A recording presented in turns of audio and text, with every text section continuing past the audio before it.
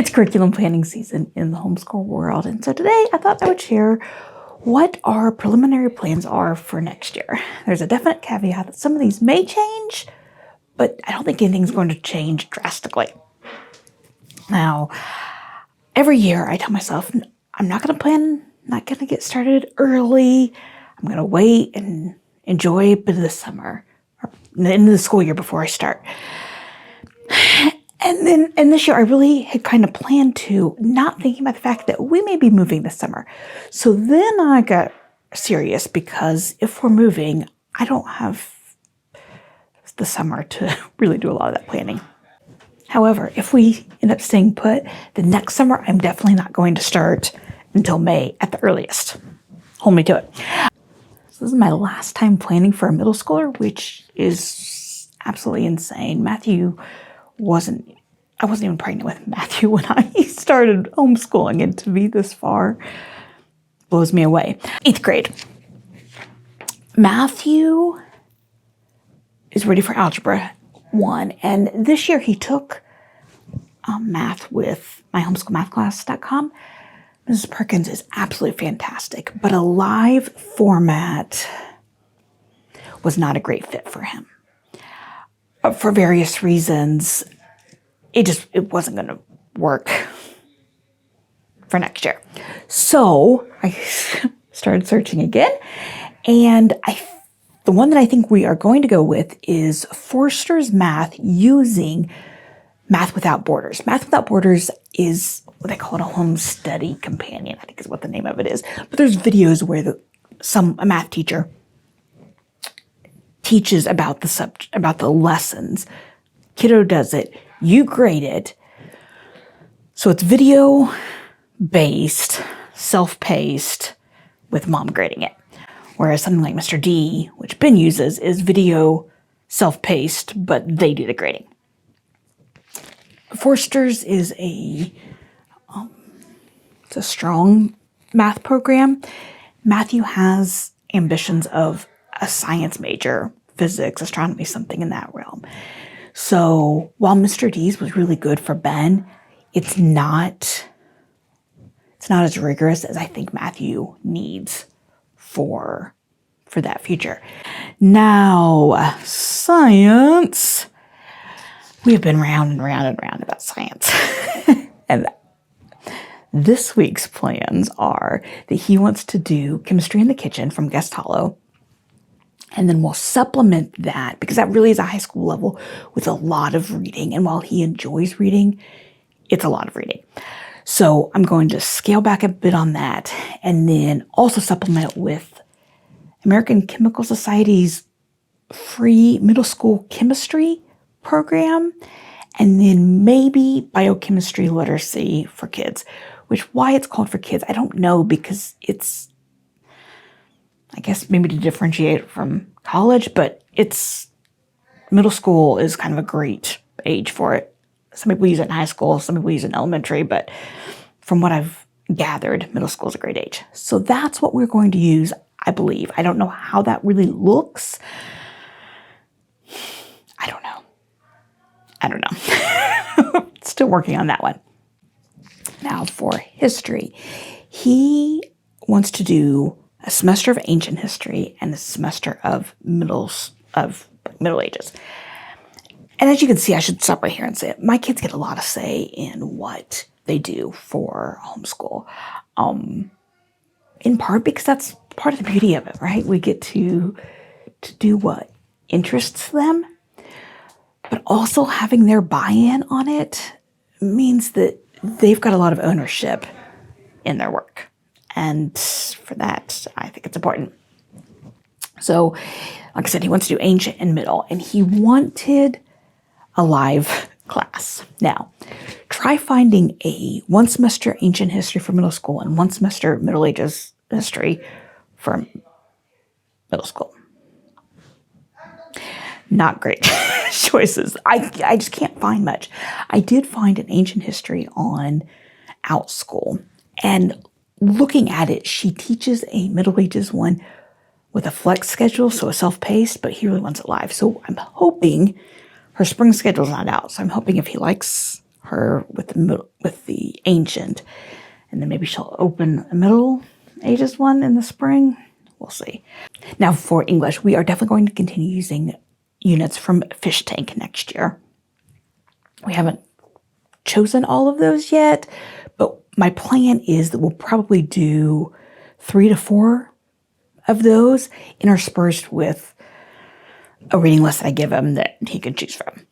That's the plan. For writing, we will do Write Shop 1, which he's already started. Ben's been working on it this year as well. So my plan is that he will continue with that. There are a couple out-school classes that I think I may have him take for the benefit of mom not being the one to give the feedback, because he doesn't always love that, which is fine. I try not to take offense at these kind of things from kids. Not always easy. Anyway, there are a couple classes that are just like a strong, like middle school paragraph writing and a middle school 5-paragraph essay. And while he is learning those things through all the other writings that we've done, I think that a short-term class of like focused here, this is what you're going to do, I think could really benefit him. Foreign language. I didn't even think about the fact that we could go ahead and start a foreign language with him. So I've not planned that yet. We started with Elizabeth, but I don't know. For whatever reason, I didn't think about it with Matthew. My guess is that we'll do Spanish, but I'm not sure what curriculum we're going to use. Until I sat down today, I printed out my overview from my high school planner, and I was filling it out, working on it this morning. I was like, foreign language. I don't know. So anyway, I need to do that. Electives, I know that he wants to do some kind of a formal coding class.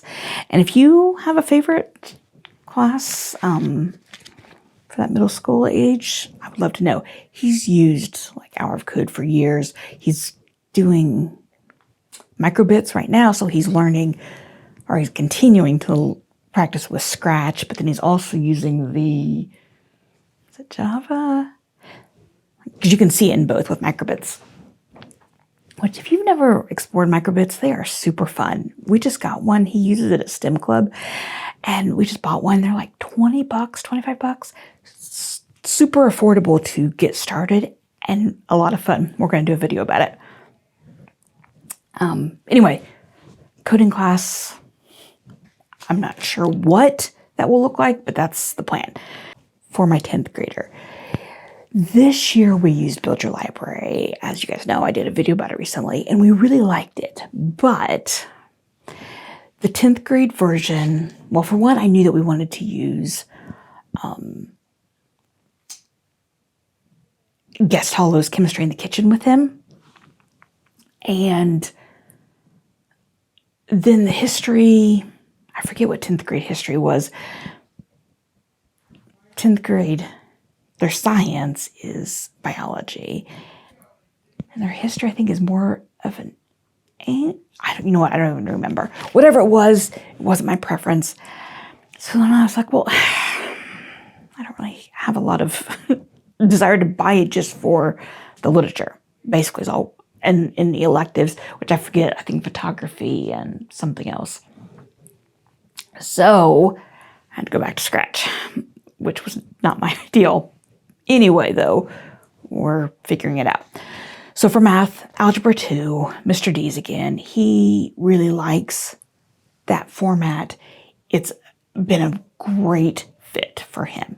We used Beast Academy when he was younger.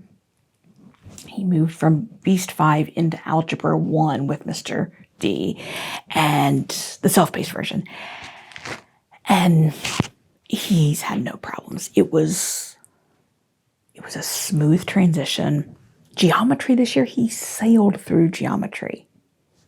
I cannot believe how easy it was for him. I'm really, really happy that I found Mr. D's for him. It has been I can't say enough good things about it. He doesn't love math. He's a quite competent math student, but he doesn't love it. He doesn't have a lot of motivation to do it. And Mr. D's, he enjoys the teaching. He enjoys that there's not a lot of repetition for the practice. It's been great. So we're going to continue with that. I had originally planned that he was going to do a live math class this year, and I thought we'd stick with Mr. D's, but just move to the live version. Because I really want him to start transitioning to doing classes with other instructors as well. But I don't know. This has worked so well for him that I thought I can't. I chose math to outsource because it's been the first one I've outsourced with the other two, because it's an easy one to hand off. But it's working well for him to do the self-paced version, so why would I change that? Really? I mean, just because that's what I've done? Not a great reason. So I'm keeping him with the self-paced. Now for science, chemistry in the kitchen is what we're going to do. I used this with Elizabeth as an 8th grader in a modified version, and it was so good. Then, well, let me pause. The caveat with Elizabeth was that it was too much reading for her, and I knew that going into it, so we modified it. With Ben, I don't think I'm going to have to modify it too much because he's such a quick reader. Like he just gobbles up reading, and he's very fast at it, and he loves it. So, like with Butcher Library this year, he finished early because the reading, he could finish it quicker than what it was assigned. Guess how his botany that he did 2 years ago, same thing. So we're going to do that with him. I considered doing it as a 9th grader, but I really wanted to spend this year increasing his skills in the kitchen so that he could do more of this independently next year. Now for history, I had originally planned that we would do U.S. history. Why? Because that's what I did in 10th grade. That's what his sister did in 10th grade. But again, that's not a great reason just to do it. Like, why? He enjoys history older. My daughter and I really like modern history, but he really enjoys the older stuff. So this past year, he did like prehistory and ancient history. And so I thought, why don't we just transition into doing like a Middle Ages next year? So that's the plan, is that he's going to do that in a world history format. However, I've not found any curriculum that is pre-designed. So I am once again putting it together myself and cursing myself for doing it. I loved not having to do all that planning last year with Butcher Library, and here I am. So that's the plan. We will use the great courses. We're going to use Susan Wise Bauer's, I forget what the title of it is, her adult version, the second one, Story of Middle Age, something like that. It only goes through like 1100. Somewhere in there. My plan is that we're going a little bit longer than that next year, but we'll see. We may end up doing more of a 4-year cycle with history in high school than like you do in elementary school. And that'll be fine if we do. It's just not it's not the plan that I had taken or the path I thought we were going to take. So those details will come. I am planning to put together a blog post week by week of what we're going to do so that if you're interested, then it's available. Hopefully someone else will take my hard work and save themselves the time. Now, since we decided against doing a live math class, we were going to do a live writing course. As it turns out, he's going to do a asynchronous one. So he'll have a set time that he needs to watch the video and do the work, set due date, but he can do that on his own, however he wants to pace it out. And then he'll get feedback from home or from someone else. We are going to do it through Write at Home. And I think it's going to be a good fit for him. I sent him a link or a list of several writing courses, and that's the one he chose. I think it'll be good. It's not so what I would have chosen, but again, they get a say because they're the ones doing it. And then for literature, since he has a heavy literature load a reading load for science and history, we'll do a lighter one, but it'll just be the things that I choose. I'm gathering up lists from various sources, and then, yeah, that's what we'll do. And our last non-elective, which is Latin. But here's where I would love some help if you can. We were supposed to do it last fall, and we didn't. The spring we were going to, and I can't figure out how to do it.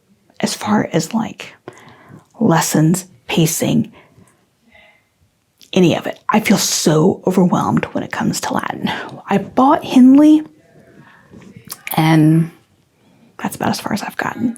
If you know of a great source for using lesson plan source for using Henley Latin, I would love to know what it is. So we'll be doing that as well. Electives, I'm not sure about, so I'm not going to share because we really haven't gotten that far. So that's what we are using for 10th grade and 8th grade. I would love to know some of your plans, so leave them down there, and I'll see you in the next video.